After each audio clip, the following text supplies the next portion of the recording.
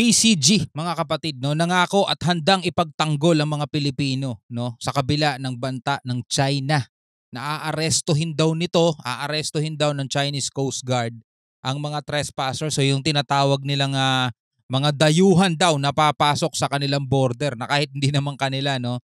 Yung mga mangingisdang Pinoy na papasok sa West Philippine Sea, aarestuhin daw nila. Ba, hindi papayag dyan ang ating Philippine Coast Guard. Yan ang ating aalamin, mga kapatid. Bibigyan natin to ng reaction video mula rito sa GMA Integrated News, mga tol. At bago natin to simulan, syempre huwag mong kalimutan mag-subscribe. Click mo na rin ang notification bell para ma-notify ka whenever na may mga bago tayong reaction video tulad nito. So huwag na natin patagalin pa. Total, wala na rin naman tayong hinihintay na. Panoorin na natin to, mga tol. Iniutos ng China sa Coast Guard nito ang pag-detain sa mga illegal umanong tatawid sa itinuturing nilang border sa dagat simula po sa June 15. Sa gitna nito, tiniyak ng Philippine Coast Guard na poprotektahan ang mga Pilipino lalo't kasunod ng pagbanman ng China sa mga sibilyang nagpunta sa Panatag Shoal. Nakatutok si Joseph Moro. Dito ngayon masusukat, mga tol, kung paano ipagtatanggol ng ating bansa ang ating karapatan, no, dito sa ating karagatan. 'Di ba? Matagal na kasing usapin to talaga, mga tol, noon pa. Kung ang nakaraang administrasyon ipinush niya yung 2016 Arbitral Award, sana mas malakas tayo rito kasi yun lang naman kailangan natin i-push talaga, mga tol . Saka sana, no, dito niya sa China ginamit yung tapang niya. Nasaksihan lang kasi natin yung tapang niya dito sa mga tokhang-tokhang, di ba? Kaso pagdating pala rito sa usaping mga ganitong bagay, wala, taob pala siya, no? Tiklop pala siya. Pero eto na nga, no, sabi ng PCG, handa nilang protektahan ng ating mga kababayang Pilipino, mga mangingisda. At grabe itong ginagawa ng China, mga tol. Matindi. Masahin mo lang kaya. Pumasok sa 12 nautical miles sa 24 kilometers na palibot sa Bajo de Masinloc o Panatag Shoal ng grupong Atinto. Pero hindi na sila tumuloy dahil sa mga aligid ng mga barko ng China malapit sa bunganga ng shoal. 20 nautical miles na ang pinakamalapit sa Panatag na narating ng ilan sa miyembro ng Atinto matapos hindi magpahalatang bahagi ng civilian mission. Pero sinundan na sila at nilapitan ng mga barko ng Chinese Navy at Coast Guard. Warship yun, yung kulay gray. Pero sinundan na sila at nilapitan ng mga barko itong gray ship na yan, warship yan, pandigma yan. ng Chinese Navy at Coast Guard. Diba? Overkill o overacting sila masyado, mga tol. Biruin mo, liliit lang nitong mga bangkang to. Akala ko nakatambay na siya doon. Maya po, nung nagbibigay lang kami ng mga supply, lumapit na. So sinashadow na kami. Inikutan pa sila ng helicopter. May rumadyo na po sa akin. Wag na. Dumating dito, 6 na Coast Guard. So, hindi tayo makakatigil. Tinataboy na kami. So, umatras na po kami ng 30 nautical miles. Ganun pa man, nagawa pa rin naman daw nila ang misyon ng mga pamahagi ng supply sa mga mangingisda doon. Kasi yung mga mangingisda, mga tol, kung bakit nila binibigyan ng ayuda, kung bakit nila binibigyan ng supply, kasi baka hindi naiintindihan ng mga pro-China, no? Bakit pa kasi ginagawa ninyo, mamigay pa kayo ng mga supply sa mga mangingisda, di ba? Bakit nyo pa ginagawa yung mga yan? Bakit, anong gusto nyo gawin? Hayaan na lang talaga? Di ba? In the first place, mga tol, atin naman yan, wala namang problema dyan . Kaya binibigyan ng supply itong mangingisda, mga mangingisda, mga tol. Dahil nga, onti na lang yung huli nitong mga to . Hindi na nga kasi sila makalapit doon sa traditional fishing location o fishing ground nila.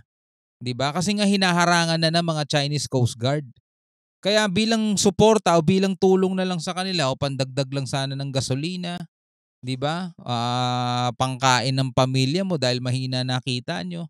Kumbaga, humanitarian mission 'yan . 'Di ba? Hindi nagpunta yan diyan para magdala ng kanyon para ipanggera.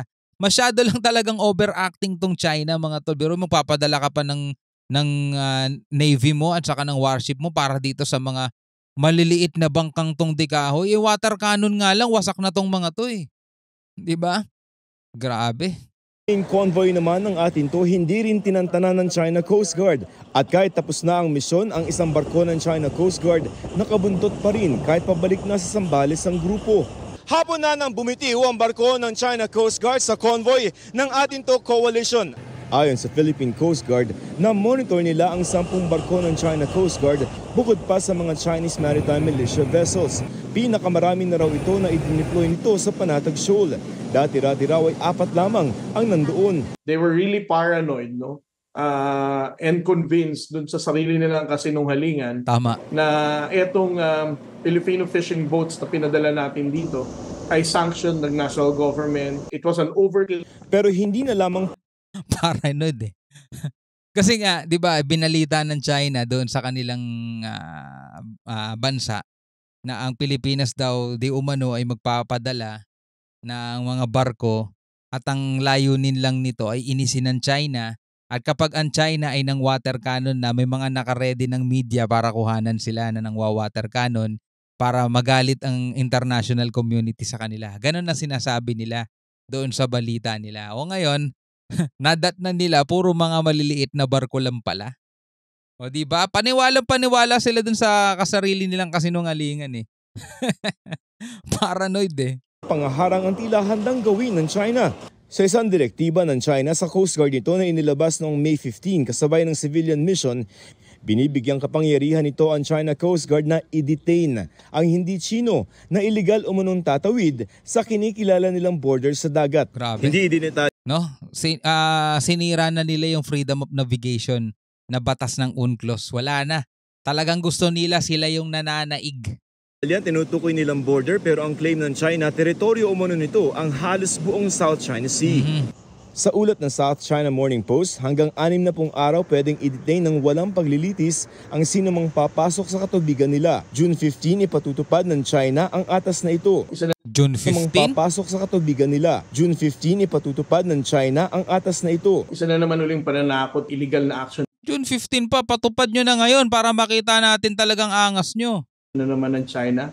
The mere fact that they claim full sovereignty over our own exclusive economic zone. Definitely, it's not just the Philippines that will be affected on this kind of domestic law na ginawa nila. Mas malaki ang magiging backlash nito.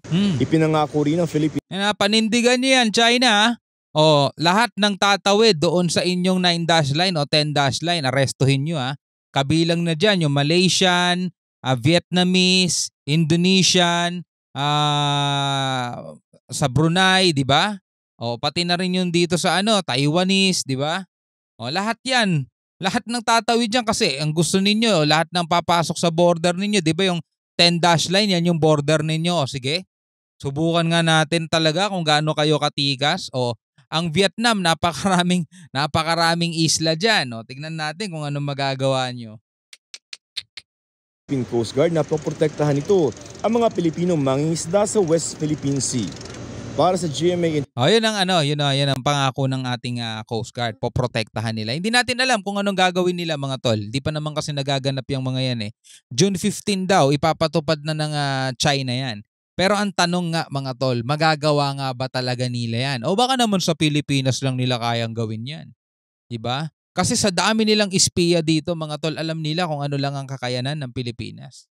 At saka nasubukan nila once natakutin ang presidente ng Pilipinas yung nakaraang administrasyon na sindak nila eh. O ngayon, tinatry nilang sindakin itong panibagong administrasyon sa pamamagitan ng mga walang kakwenta-kwentang domestic law nila. Na yung domestic law nila nilalabag yung international law. Anyway, bilang isang Pilipino, ano masasabi mo rito? Comment ka na lang sa ibaba. Hanggang sa muli, ako nga pala si Shobal D. Peace out.